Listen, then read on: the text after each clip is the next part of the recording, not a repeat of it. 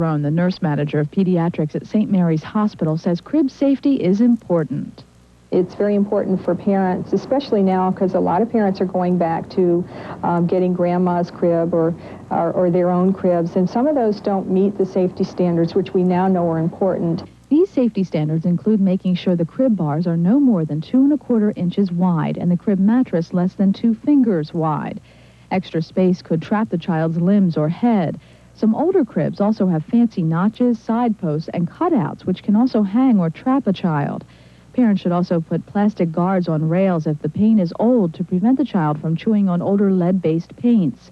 Any plastic on the mattress should also be removed to prevent suffocation. Stephen Myers of the Quiltex Company says the crib isn't the only thing parents should be concerned about. Although it's very important for the crib to be as safe as possible, making sure it's as sturdy as it can be, the inside of the crib, such as the bedding, must also be very safe. Bedding for babies has to be manufactured with extra care. Bumper ties should be less than 6 inches long and loose threads should be trimmed off.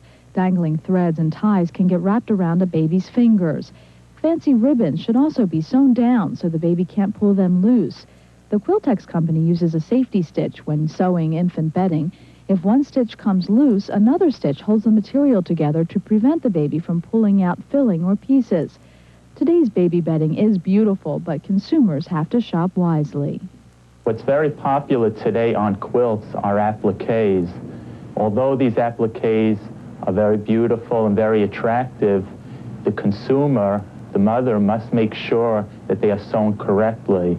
There's a tendency on these appliques not to be sewn or tacked down twice, and if the baby pulls on it too hard, it can come off inside the crib and can be a choking hazard. Judy Izzarone says prevention is the key, but she also has one other important piece of advice. We hope to prevent them, but if we're unable to prevent them, the next most important thing is that parents learn CPR and everyone that watches their child.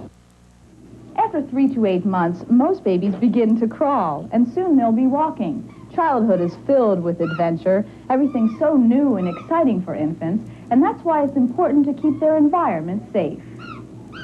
Judith Izzarone says children can't tell what's safe and what's not. We take baby bottles and we actually set up